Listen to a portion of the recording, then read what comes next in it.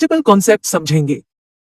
हर एक टॉपिक के लिए डिस्क्रिप्शन में टाइमलाइन मेंशन कर दिया गया है। वेव फ्रंट और हाइगन्स प्रिंसिपल। Wave front. मान लीजिए कि एक पॉइंट लाइट सोर्स से number of light wave emit हो रही है। इन सभी लाइट वेव की स्पीड सेम है और ये लाइट वेव होमोजीनियस मीडियम में ट्रेवल कर रही है।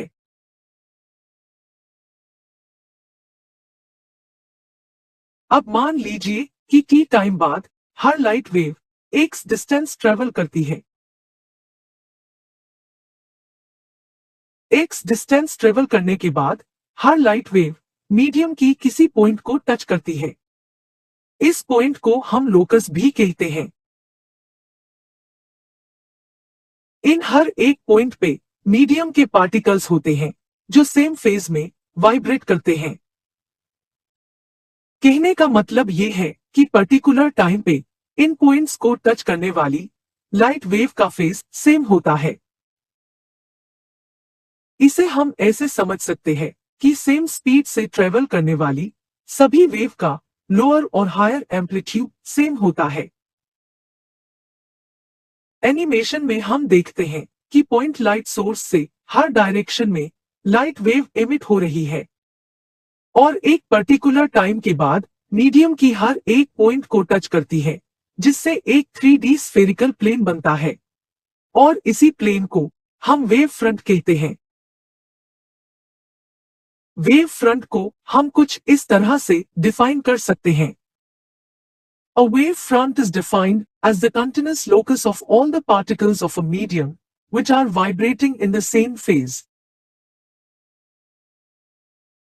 लाइट सोर्स के बेसिस पे वेव फ्रंट तीन टाइप के होते हैं। Spherical wave front, cylindrical wave front और प्लेन वेव फ्रंट। अगर लाइट सोर्स एक पॉइंट सोर्स हो तब जो वेव फ्रंट बनता है उसे स्फेरिकल वेव फ्रंट कहते हैं। अगर लाइट सोर्स एक लीनियर सोर्स हो तब जो वेव फ्रंट बनता है उसे सिलिंड्रिकल वेव फ्रंट कहते हैं। अगर पॉइंट लाइट सोर्स या लीनियर लाइट सोर्स बहुत लार्ज डिस्टेंस पे हो तब जो स्फेरिकल या सिलिंड्रिकल वेव फ्रंट बनता है वो प्लेन वेव फ्रंट जैसा अपीयर होता है, उसे प्लेन वेव फ्रंट कहते हैं। इसका बेस्ट एग्जाम्पल हम सन को मान सकते हैं। इससे आने वाली spherical wave front plane wave front जैसा अपीयर होती है। आइए अब समझते हैं हाइगन्स प्रिंसिपल के बारे में। हाइगन्स प्रिंसिपल हमें किसी भी वेव फ्रंट की ज्योमेट्रिकल कंस्ट्रक्शन और पोजीशन के बारे में बताता है। हाइगन्स प्रिंसिपल कहता है कि अगर हमें किसी पर्टिकुलर टाइम पे वेव फ्रंट का शेप पता हो तो हम हाइगन्स प्रिंसिपल का यूज करके किसी टाइम इंटरवल बाद उस वेव फ्रंट का शेप और पोजीशन का पता कर सकते हैं।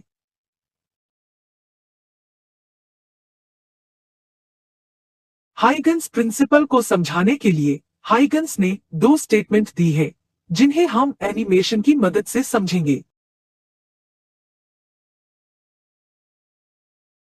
हाइगन्स प्रिंसिपल की पहली स्टेटमेंट कहती है कि किसी भी वेव फ्रंट के सभी पॉइंट एक नए डिस्टरबेंस की तरह एक्ट करते हैं जिन्हें हम सेकेंडरी वेवलेट्स कहते हैं और ये सेकेंडरी वेवलेट्स हर डायरेक्शन में लाइट की स्पीड से ट्रेवल करते हैं।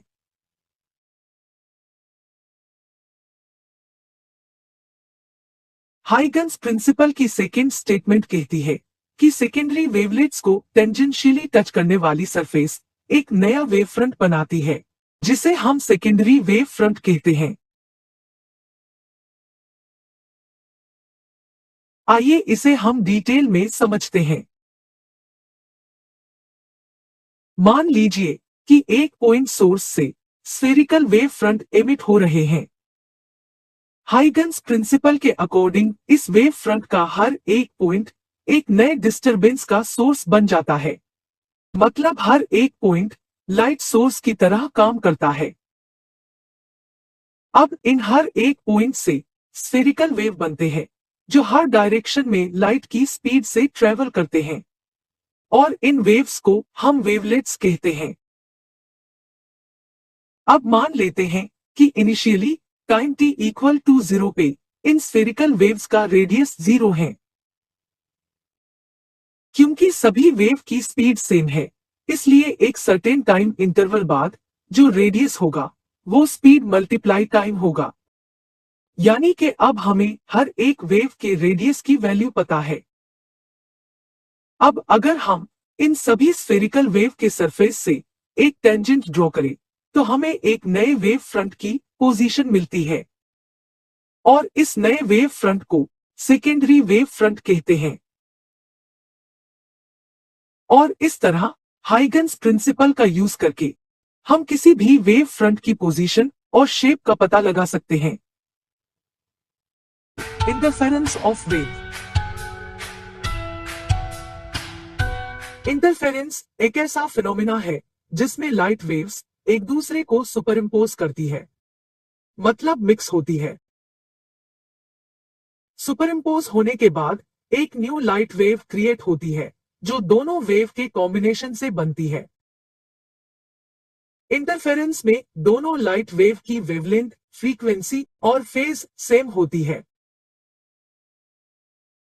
आइए इसे हम डिटेल में समझते हैं। जैसा कि हम जानते हैं, लाइट रे वेव की फॉर्म में ट्रेवल करती है, और हर लाइट वेव की पर्टिकुलर वेवलेंथ, एम्पलीट्यूड, फ्रीक्वेंसी और फेज होती है। अब मान लीजिए कि दो लाइट वेव y1 और y2 है, जो सेम मीडियम में ट्रेवल कर रहे हैं। ये दोनों लाइट वेव एक दूसरे को सुपरइम्पोज करती है, जिससे एक रिजल्टेंट लाइट वेव बनती है, और इस फिनोमिना को हम सुपरपोजिशन ऑफ वेव्स कहते हैं। सुपरपोजिशन दो या दो से ज्यादा वेव्स के सुपरइम्पोज होने पर होता है। अगर हम इंटरफेरेंस की बात करें तो ये लाइट वेव की सुपरपोजिशन का एक स्पेशल केस है, जिसमें दो लाइट वेव्स एक दूसरे को सुपरइम्पोज करती है। इसमें दोनों लाइट वेव का वेवलेंथ, फ्रीक्वेंसी और फेज सेम होता है। इंटरफेरेंस मेनली दो टाइप के होते हैं, कंस्ट्रक्टिव इंटरफेरेंस और डिस्ट्रक्टिव इंटरफेरेंस। जब दोनों वेव के क्रेस्ट और ट्रॉफ सेम फेज में हो, तब जो रिजल्टेंट बनता है उसमें मैक्सिमम एम्पलीट्यूड होता है, और उस इंटरफेरेंस को कंस्ट्रक्टिव इंटरफेरेंस कहते हैं।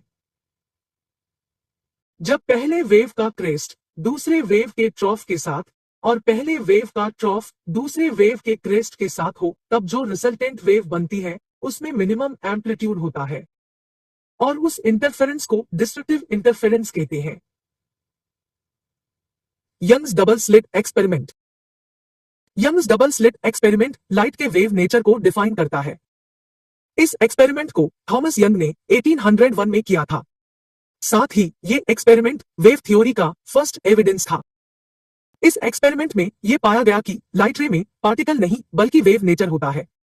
साथ ही यह भी पाया गया कि लाइट वेव्स का इंटरफेरेंस होता है, जिसमें दो या दो से ज्यादा लाइट वेव एक दूसरे को सुपरइम्पोज करती है, यानी मिक्स होती है। आइए इस एक्सपेरिमेंट को डिटेल में समझते हैं। इस एक्सपेरिमेंट को समझने के लिए कुछ बेसिक टर्म्स पहले समझने होंगे, जैसे wave front, interference, superposition of waves. In terms को डिटेल में समझने के लिए वीडियो के लिंक इस वीडियो के डिस्क्रिप्शन में दे दिए गए हैं।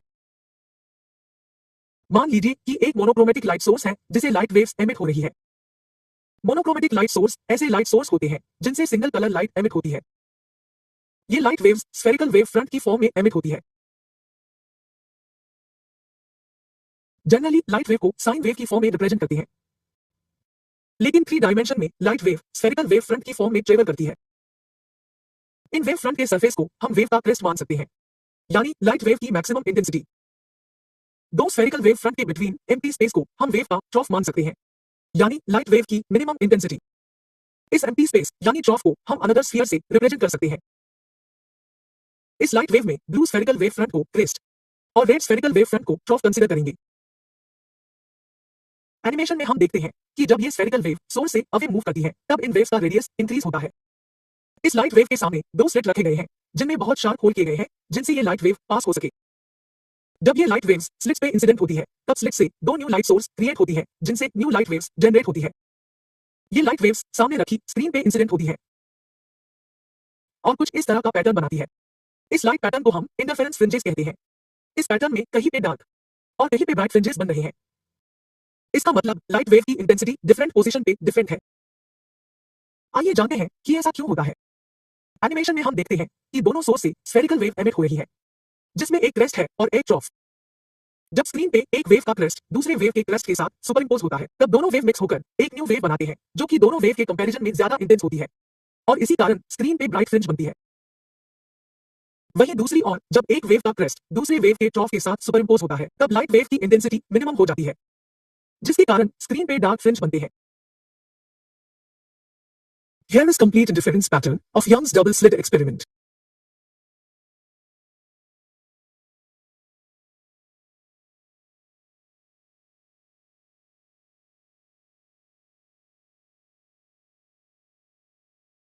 Diffraction of light. Diffraction of light एक ऐसा फेनोमेनन है जिसमें लाइट किसी ऑब्जेक्ट के शार्प एज पे इंसिडेंट होने के बाद बैंड हो जाती है और ऑब्जेक्ट से बनने वाले शैडो एरिया में स्प्रेड होती है।